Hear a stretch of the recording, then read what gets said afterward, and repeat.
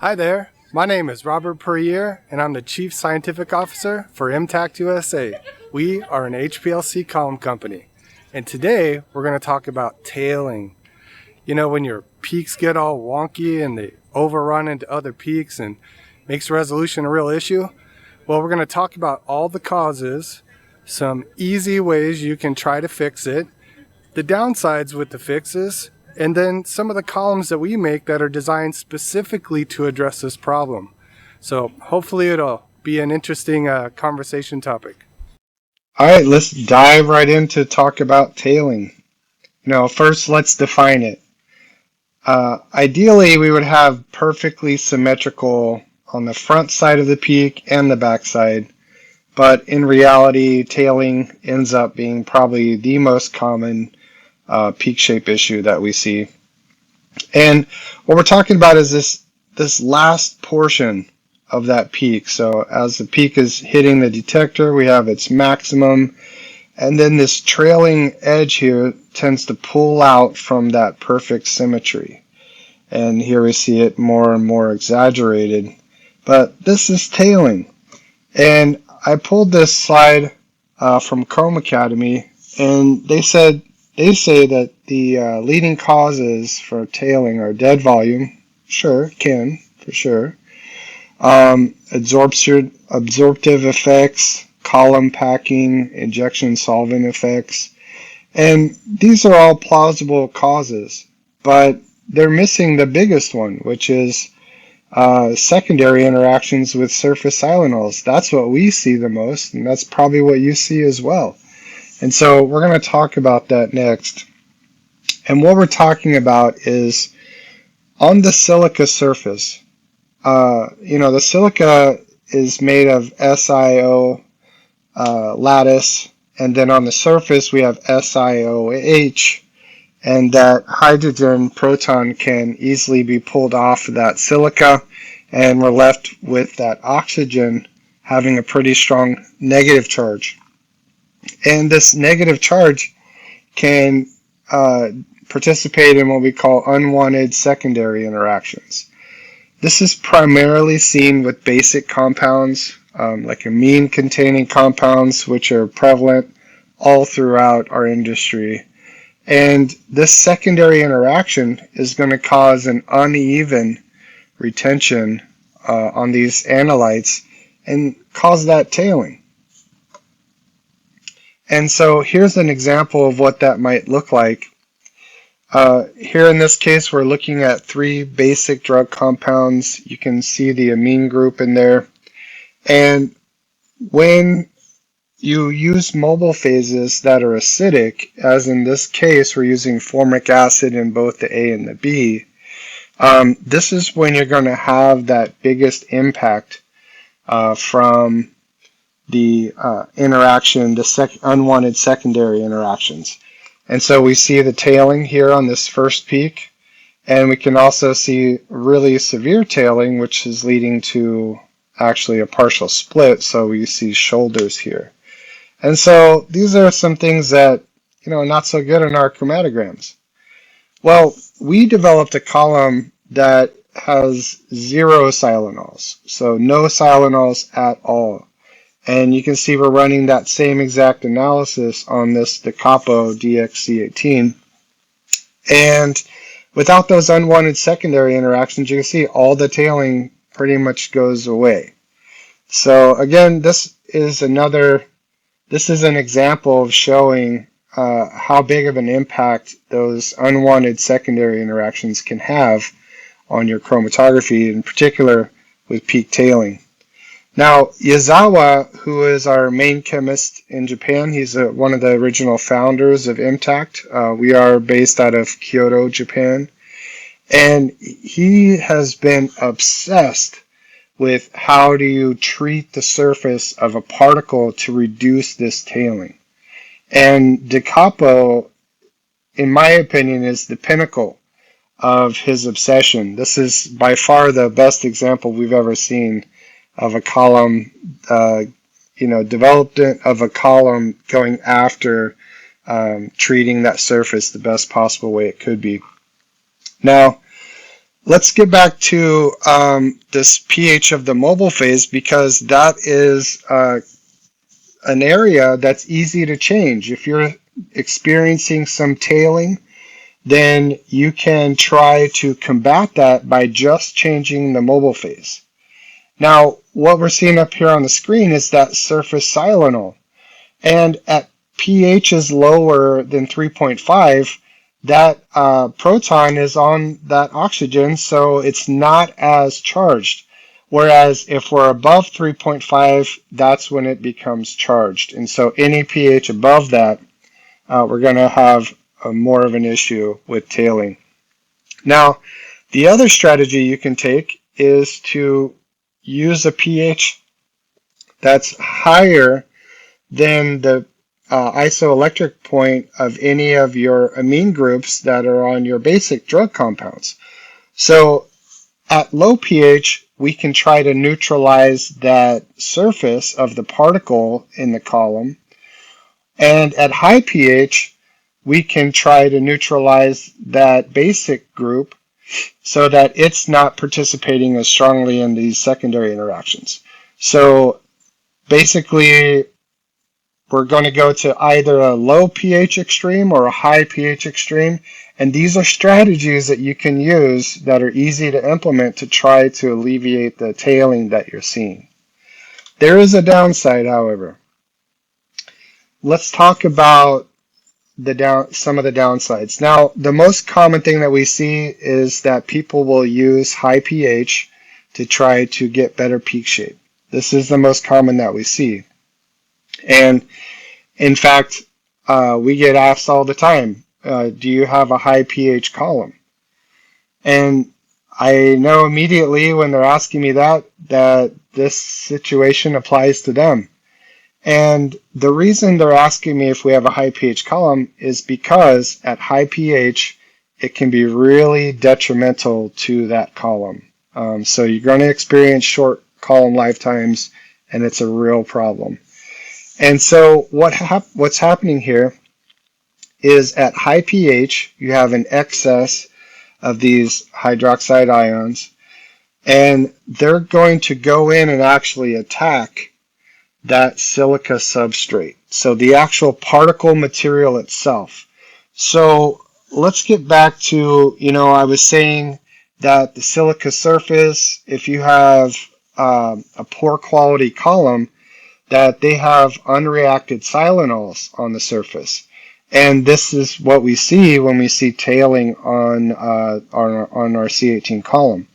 And not only is that going to lead to tailing, but those unreacted silanols are weak points for attack at high pH.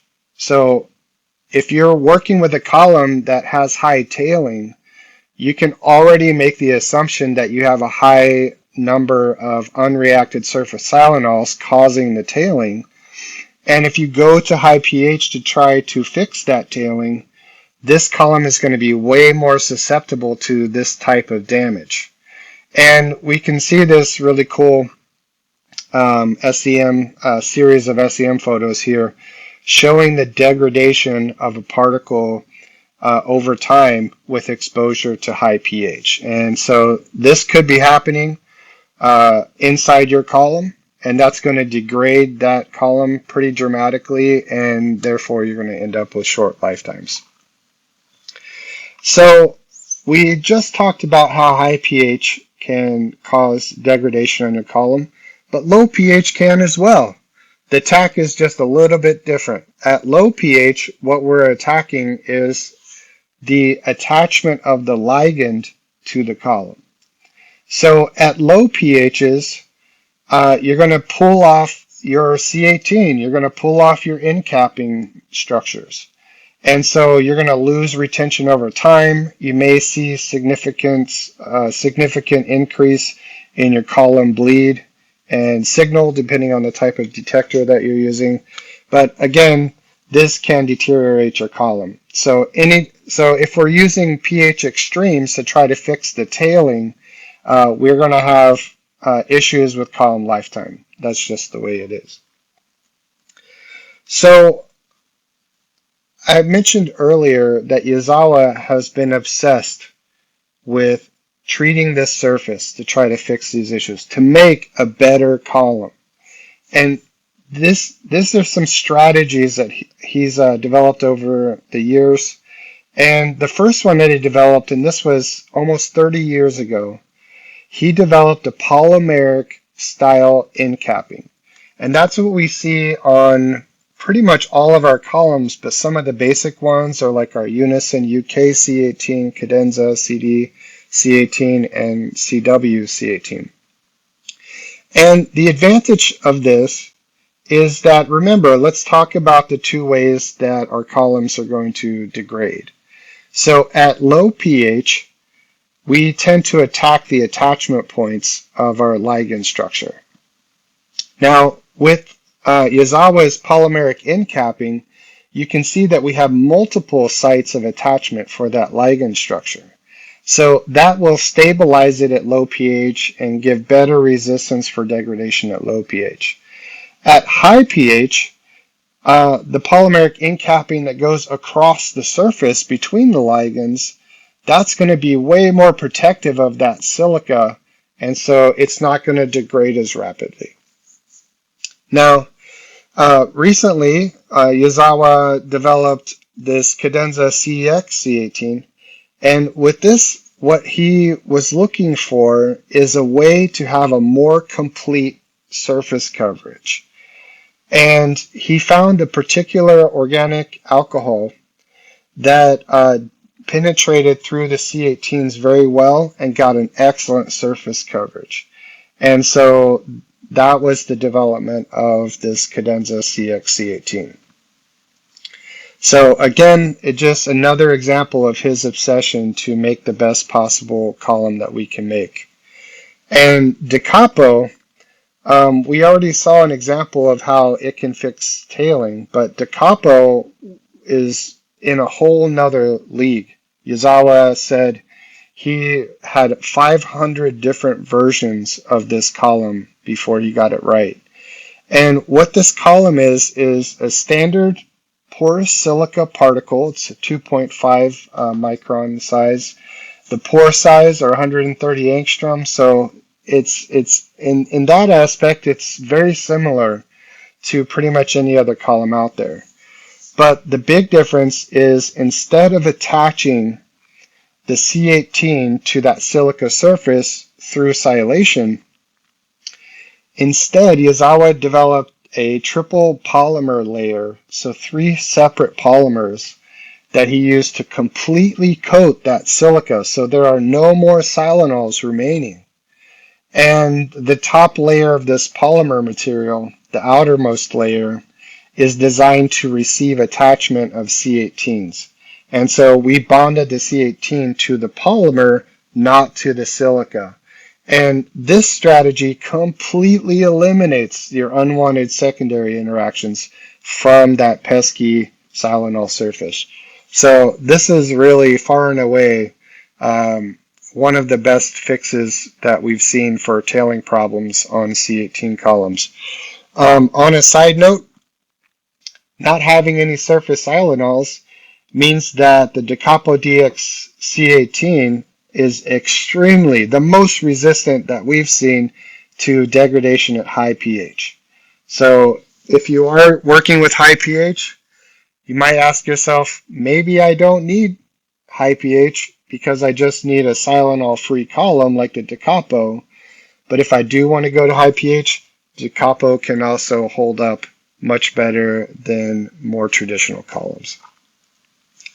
All right, so let's just take a look at a side-by-side comparison to several of our columns, as well as some of our competitors. And in particular, we want to look at the electrostatic interaction. And because the electrostatic interaction is going to tell us how much surface silanols are present and causing an electrostatic interaction. And here you can see that the DeCapo was the lowest of all the columns we tested, and we expected that since it has no surface silanols. Another column of ours, this CW C18, This is a wide pore C18, and Yazawa says that wide pores get better surface coverage because the reactions can penetrate deeper into the particle. And so that's probably why this is also very low electrostatic interaction. The CX, remember we said that it has an alcohol end capping. And so that's probably why this is a little bit higher than the CD C18. But certainly some of these other columns, they're just not end capped very well, and so they have surface ionols. Okay, so just to summarize everything that we've talked about, if you're experiencing tailing, you can try some easy fixes with the current column that you're using by either going to low pH to try to neutralize that surface ionol, or to go to high pH to try to neutralize your basic analytes. Now, both of these strategies have been used with good success across the years, but remember that either pH extreme can cause degradation to the column. So if you are open to considering another option, we have put a lot of energy and research into developing columns that perform better by, like for example, our columns with polymeric end capping. Those are going to have less silanol reactivity. Our cadenza CW was also extremely low silanol activity. But then DeCapo, of course, is the best that we've ever seen. So changing out the column can be a fix, but I would probably try changing mobile phase first. That's the easy one. But you could always reach out if you want to talk about some other options that might work best for your particular analysis. Well, thanks for watching. I hope it was helpful. And I think now you can see that Yazawa's obsession with how do we perfectly treat the surface of a silica particle to really get at this issue of tailing. And if you have any questions about this or any other topics or just need help with troubleshooting, hit me up. I'm always happy to help out. You can reach me at info@mtactusa.com, and looking forward to working with you.